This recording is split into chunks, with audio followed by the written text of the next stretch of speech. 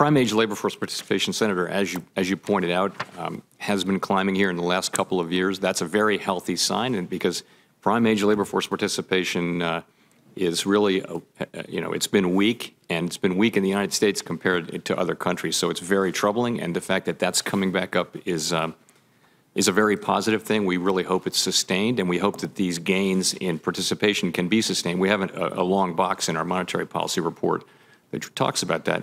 Yeah. The other thing you mentioned the long-term unemployed. Yes. So the number of long-term unemployed has come down dramatically since I don't know, maybe 2010. I want to say the numbers were between 6 and 7 million. And unless I get this wrong, I think that the current number of longer-term unemployed is around 1.5 million. So it is the people who are on the very edges of the labor force, like those people, those are the ones who've benefited the most. Thank you.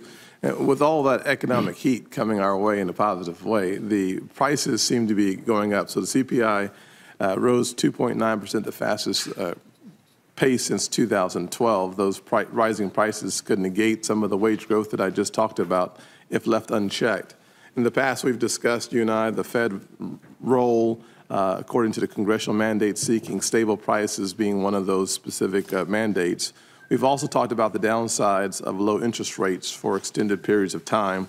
What do you see in the prices for energy, housing, healthcare, and transportation, and how is that going to impact your thinking moving forward? Inflation has been below our 2% objective since I joined the Board of Governors in May of 2012, just until last month. For the first time, we have 12 months of core inflation being Yes. at 2%. So that's a very positive thing. We want to see overall inflation continue to come up so that it's sort of symmetrically around 2%. I'd say we're just shy of achieving that, but we want inflation to remain right around 2% and be as likely to be a little above as a little below. I'd say we're on the, and I think our monetary policy is really designed to help us continue to achieve that. So we're gradually moving up rates. Yes. And that, we think, is the policy that will help us get inflation to 2% sustainably. Thank you. Just two more areas for you. South Carolina, my home state's economy is built on trade. You name it, we make it. We grow it and we ship it. Cars, cotton, tires, jets, peaches, soybeans, turbines, solar panels, and the list goes on and on. What's generally happened in the past to economic growth when we've raised tariffs?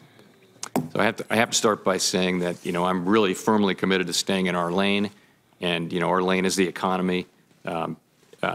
Trade is really the business of Congress, and Congress has delegated some of that to the executive branch. But nonetheless, it has significant effects on the economy, and I think when there are long-run effects, we should talk about it and talk in principle. And I would say, in general, countries that have remained open to trade, that haven't erected barriers, including tariffs, have grown faster, they've had higher incomes, higher productivity, and countries that have gone in a more protectionist direction have done worse. I think that's the empirical result. Hey there, thanks for checking out CNBC on YouTube. Be sure to subscribe to stay up to date on all of the day's biggest stories. You can also click on any of the videos around me to watch the latest from CNBC. Thanks for watching.